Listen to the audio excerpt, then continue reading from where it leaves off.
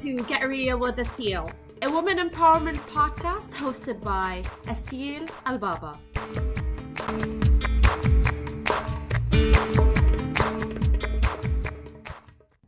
Hello and welcome to another episode of Get Real with Asil. Today is Monday, October 15th, 2018.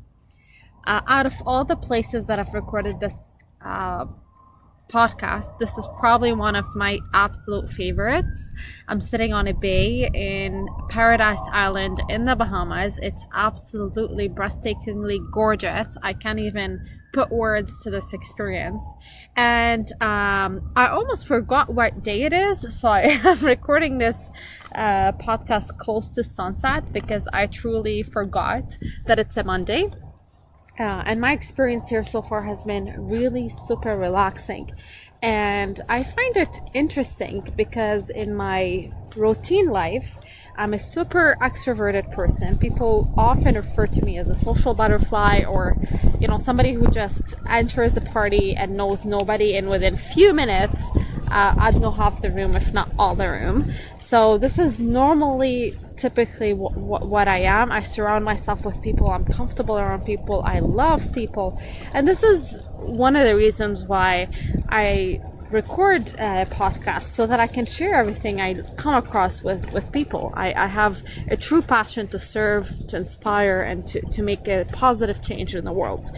Now, having said that though, it gets really draining once in a while when you're always on the go and you're always surrounding yourself with people and you're always looking to be of benefit to society.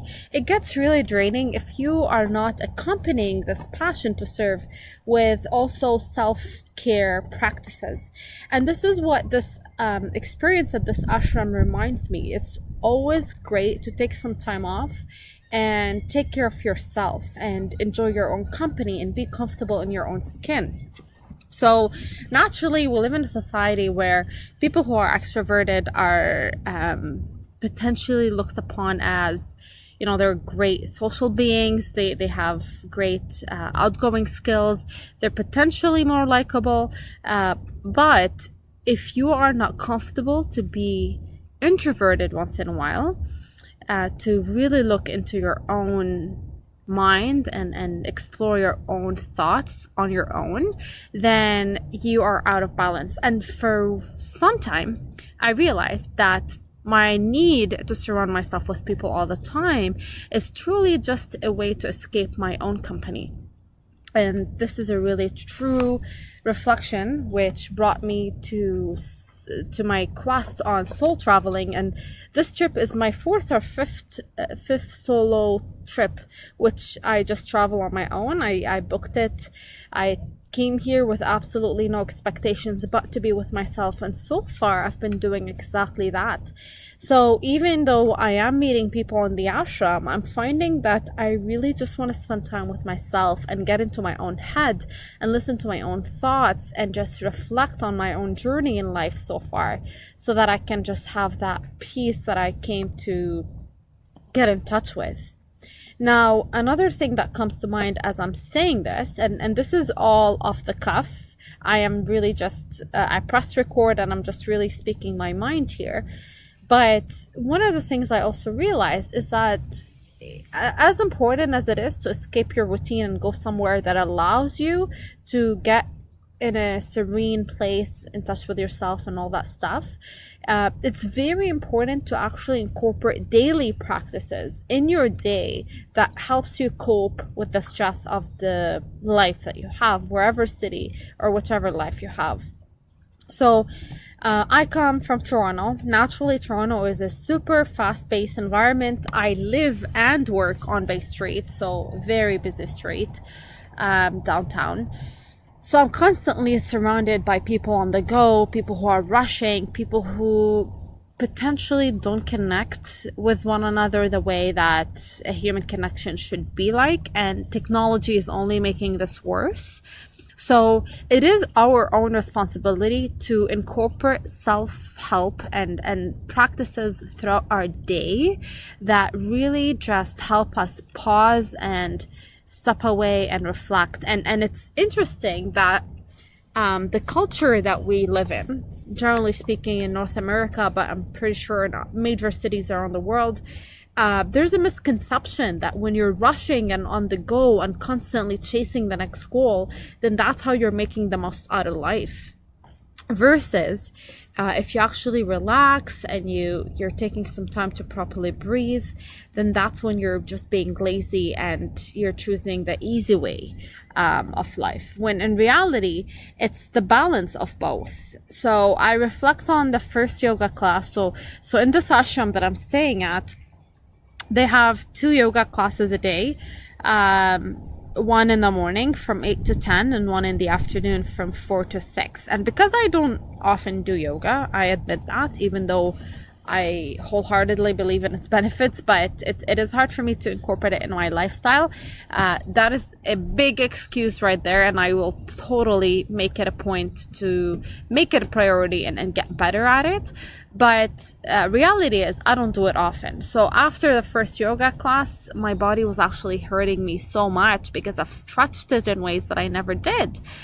So the next day I went to the yoga class, and I told the instructor that I'm not really feeling the greatest, but I am going to push myself and I'm going to still do this and challenge my body and challenge my mind to overcome these barriers that I've set for myself.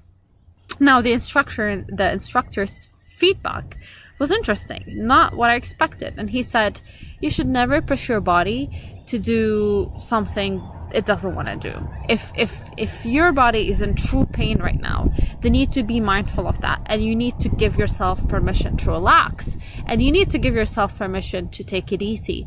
If your body is telling you that that's what it needs, then that's what it needs. And it's really crazy that he said that, because every trainer I've ever been with, whether it's at the gym or people I listen to on YouTube, they're very action oriented, and they would really emphasize the importance of pushing our own body and mind beyond the limitations that we put on it. So it was a very contradicting school of thought, because I know that by default humans tend to be lazy. It's just we really want to preserve energy.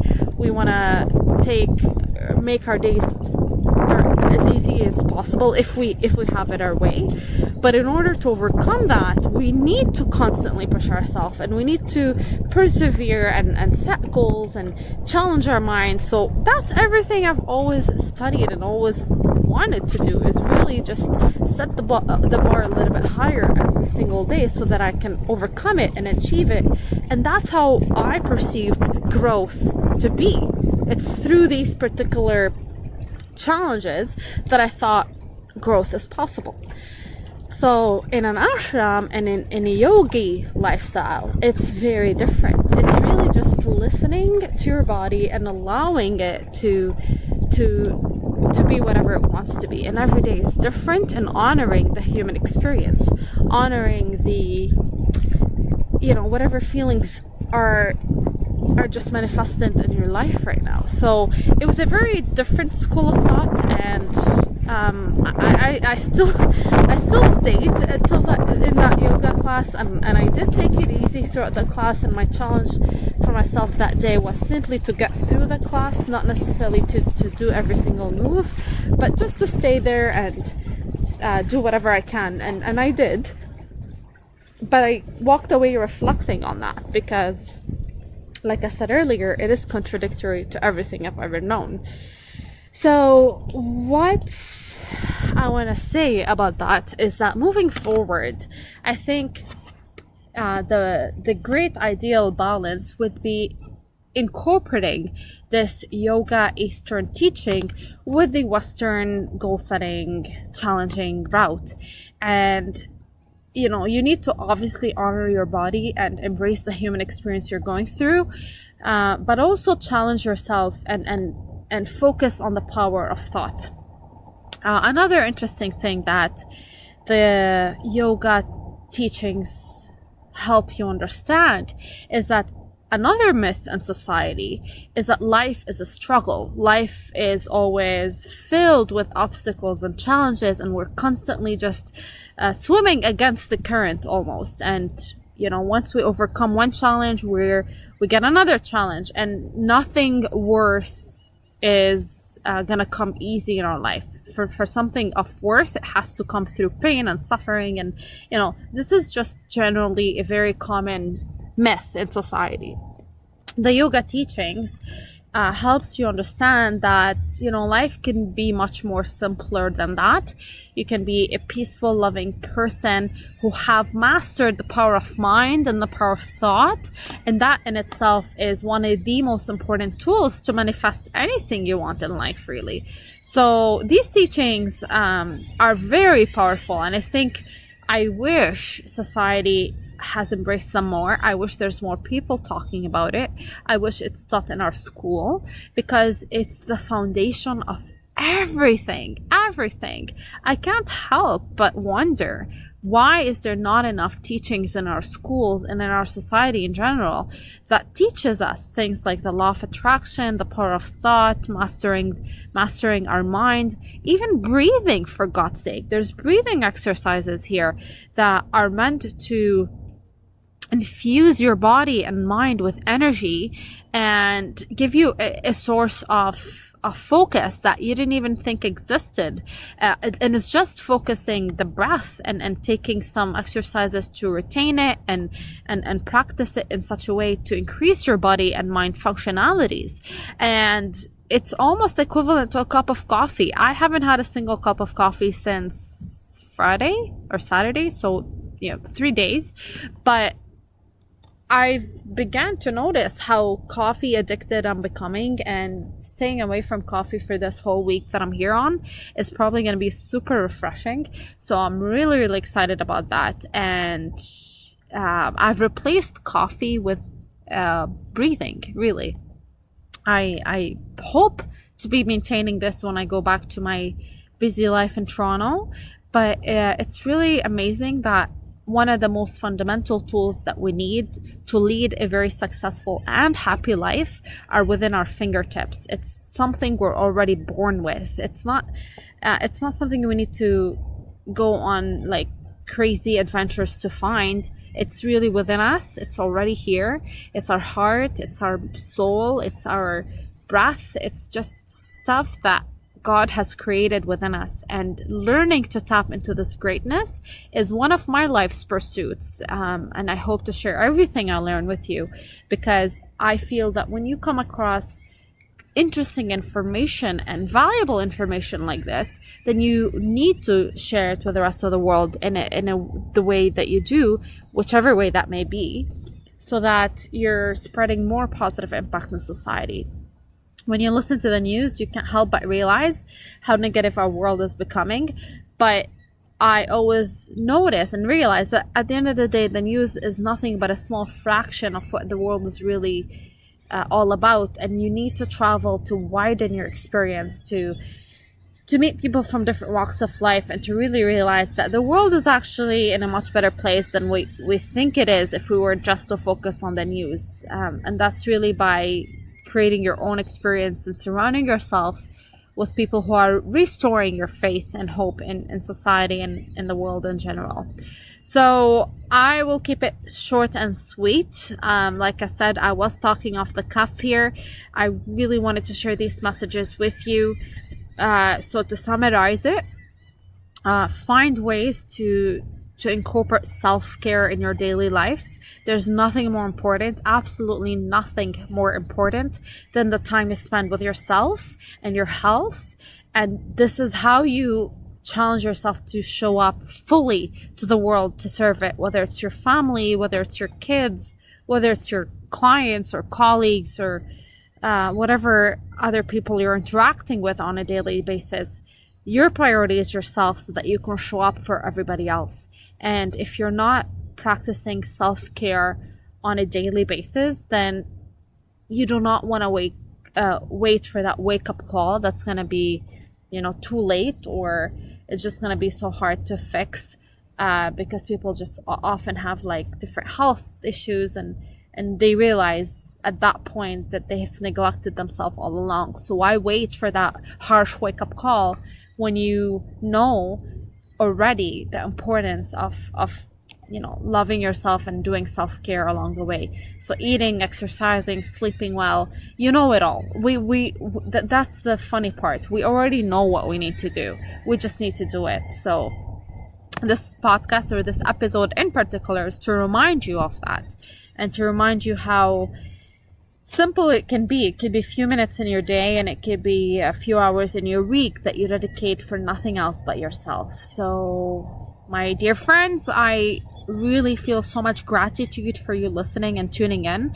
Every week I go on my Google Analytics to see who's listening to this podcast, and it's people around the world that mean a lot to me when I see that, because it gives me hope that what I'm doing is actually being acknowledged or recognized by somebody. And I would love to hear from you. Honestly, please reach out to me to tell me how this episode or any other episode you've listened to made a difference for you, because that's ultimately the hope, is for me to make a difference in your life, sharing the life experiences that I humbly come across. So please reach out to me. My Instagram handle is at Asteelbaba, ASEELBABA, and I'd love to hear from you. So until next episode, have yourself an amazing day ahead, and namaste.